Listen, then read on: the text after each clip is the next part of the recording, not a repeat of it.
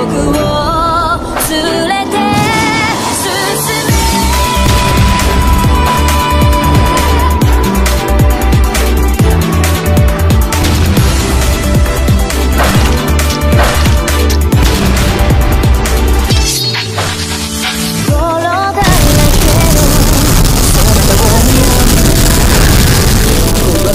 心震える手は掴みたいものがあるそれだけさ夜の匂いにそれになんでも変わっていけるのは自分自身だけそれだけさ強くなれるこの日だ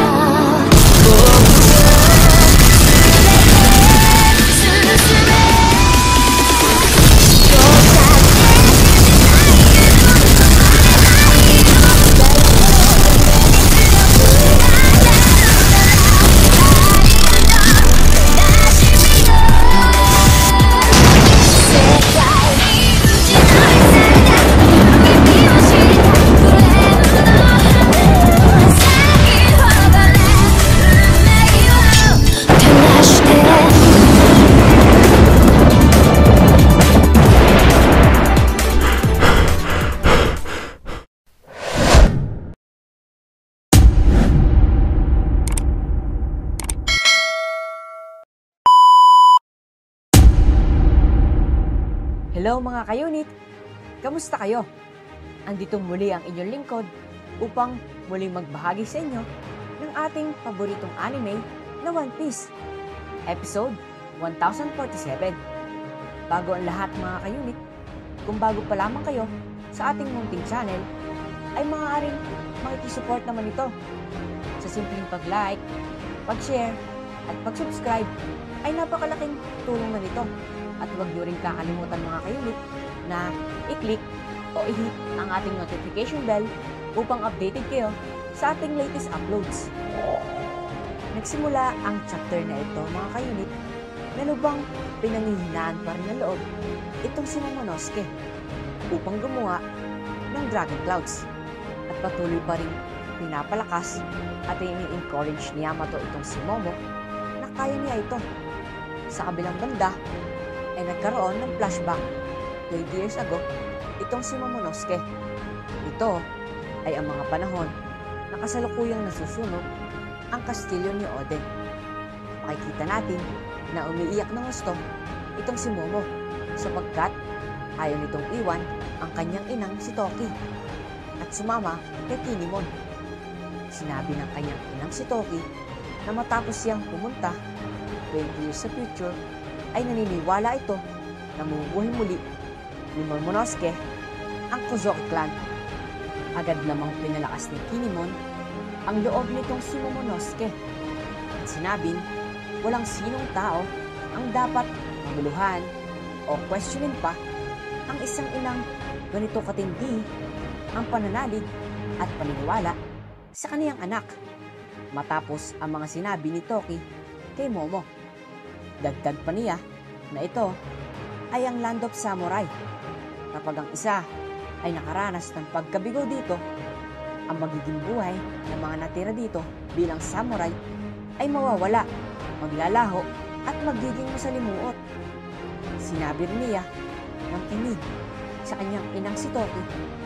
Si Momo, isipin ang nararamdaman nito at nagmatigas pa rin itong si Momo.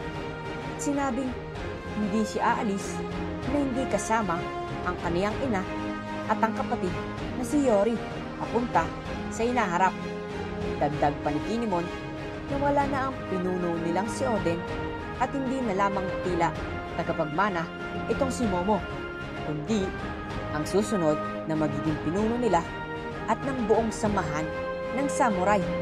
Agad namang sumagot si Momo na may halong panunumo na hindi pa niya kaya ang mga ganitong responsibilidad at hindi pa ito handa sapagkat siya ay bata pa lamang. Iginit naman ni Kinemon na may halong pagsumamo na kung pwede ba ay bigyan sila ng pagkakataon ni Momo na lumaban. para sa kanya at sa mga tao mahal nito, kaysa maghintay sa wala at mamatay sa nasusunog na kastilyo. Nabanggit din niya na maiging mamatay siya ng may dignidad sa laban kaysa mamatay ng walang saysay. At dahil sa lahat ng mga nasabi at nabanggit nitong si Kinemon, ay agad natauhan at nagising si Momo sa kabila ng kaniyang panlulumo. Agad dito nagpaalam sa kaniyang ina habang umiiyak at agad sinabing kailangan na nilang umalis. At dito natapos mga kayunit ang flashback mula kay Momonosuke. Matapos ito ay bumalik ang tagpo sa pagitan ni Luffy at Kaido. Makikita rin natin na hawak na nga nitong si Luffy ang kidlat at tinawag niya itong Gomu Gomu no Thunderbolt. Astig ng datingan mga kayunit, parang si Pikachu lang. At itong ginawa niyang ito ay muling nagdulot para kay Kaido ng pagkamangha at pagkagulat para sa kanyang abilidad. Mabilis namang nakailan itong si Kaido sa atake ni Luffy.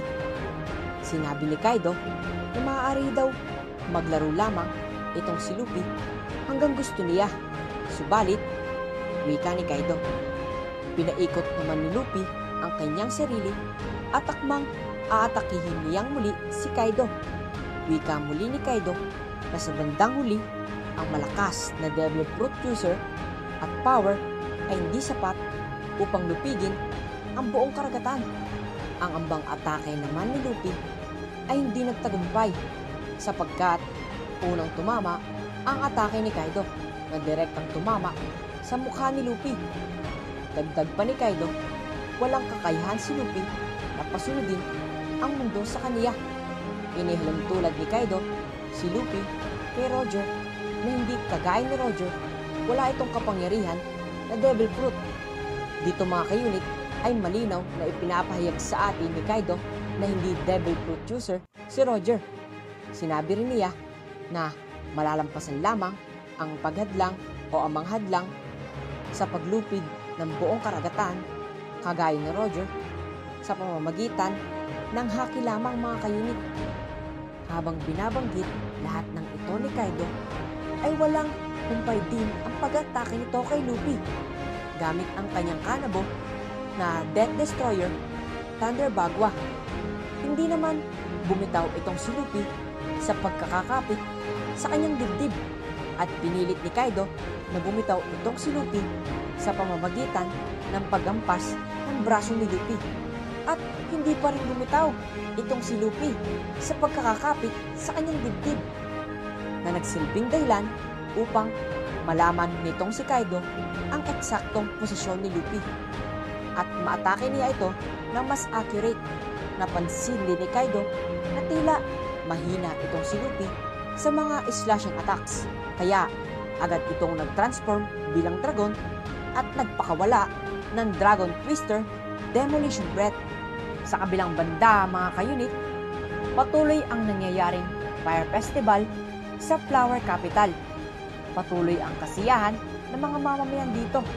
Gayon din ang pagpapalipad nila ng Fire Lanterns. Nagbubunyig silang lahat nang dahil sa sila ay nakasurvive sa kabila ng lahat ng pagpapahirap at pangaalipin ni Kaido. Gayon din ang mga kasama nito. Wika nila na ang festival na ito ay tila magwawakas na rin kinabukasan sa pagsikat ng araw at sila ay muling magiging mga alipin. Matapos ito, ipinakita na ang atake ni Kaido ay direktang tumama kay Luffy na nagresulta upang itong buong katawan ni Luffy ay magmistulang isang udin. Sa kabila ng malakas na ataking ito ni Kaido, ay hindi pa rin bumitaw itong si Luffy sa pagkakakapit sa dibdib ni Kaido. At ipinakita rin na napipiko na itong si Kaido sa mga ginagawa ni Luffy at agad sinabi na bumaba itong si Luffy. Matapos ito ay ipinakita muli ang kalagayan ng mga kasamahan ni Luffy sa nasusunog na kastilyo. Sa dome interior, ipinakita si Yogoro at ang iba pang mga samurai na tila sugatan at nangihina pa. Subalit, bakas pa rin ang saya sa kanilang mga labi sapagkat naniniwala sila kay Luffy at ang nalalapit na pagkatalo ni Kaido sa mga kamay ni Luffy. Gayun din, handa na rin sila sa posibleng outcome nito na maaaring bumagsak ang isla ng Onigashima sa kanila at magresulta ng pagkamatay nilang lahat. Subalit, hindi nila alintala ito sapagkat hangad nila ang kapayapaan para sa mga naiwan nilang pamilya at ang pagbalik ng lahat sa normal matapos magwagi ng kanilang nag-iisang layunin. Sa basement naman ay makikita natin na tumatakbo sina Usopp at ang mga kasamahan nito nang dahil sa rumaragas ang tubig dulot nila Jinbei at Raizo. Hanggang sa pumunta ang istorya sa Treasure Repository o sa second floor kung saan makikita natin sila Yuri at Orochi at sa kasamaang palad mga kayunit ay natanggal itong system sa katawan ni Orochi na nagresulta upang mag-transform ulit ito sa 8-headed serpents.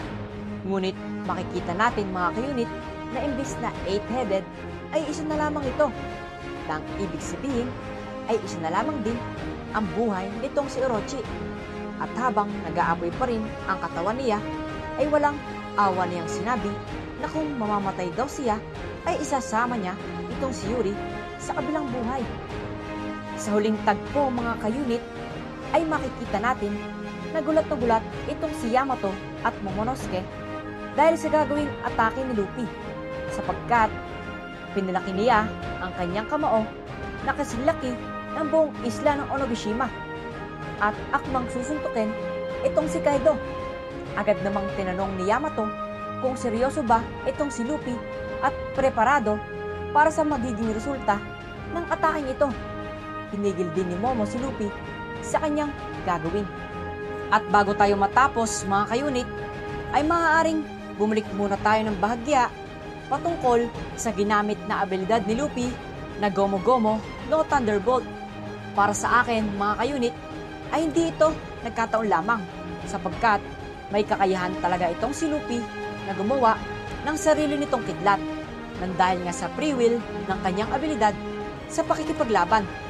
Kung magsisiyasat tayo mga kayunit, ay may papakita na kapag nirab ang balloon sa isang buhok o tela, magdadagdag ito ng electrons sa balloon at magre-resulta upang maging negatively charged ito.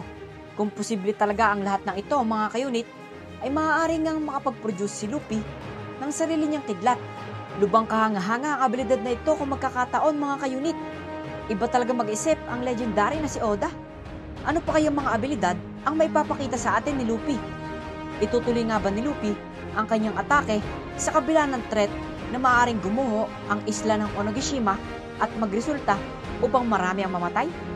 Ano kayang paraan ang may tutulong ni Momo at Yamato sakali mang ituloy ni Luffy ang kanyang balak? Tuluyan na kayang makumbinsi ni Yamato si Momo upang gumawa ng sariling Dragon Clouds? Ito na kayang ataking ito ang huling alas ni Luffy upang matalo si Kaido? Mga kayunit, halina't sama-sama nating abangan ang mga susunod pang kabanata ng ating paboritong anime na One Piece. Excited na tuloy ako sa mga kaabang-abang pa na pangyayari. Muli ako nagpapasalamat sa inyo, sa inyong oras at sa inyong pakikinig. Naway muli kong naibahagi sa inyo ng maayos at detalyado ang bagong chapter na ito ng One Piece. Hanggang sa susunod na kabanata, paalam!